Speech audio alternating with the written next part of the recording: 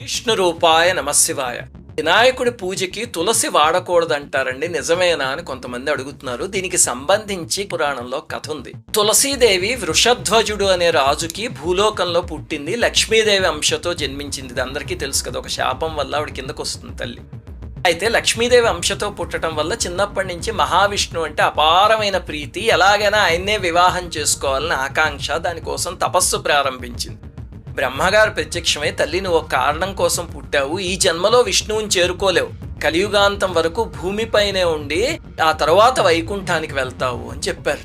అప్పుడు ఆమె బాధపడి, స్వామి తపస్సు చేసింది ఆ కారణం కోసం అంటే, సరే బాధపడకు, ఈ జన్మలో కూడా విష్ణువాంశ ఉన్న ఒక అతన్ని పెళ్ళాడతావు అని వరం ఇచ్చి స్వామి అంతర్ధానం అయిపోయారు.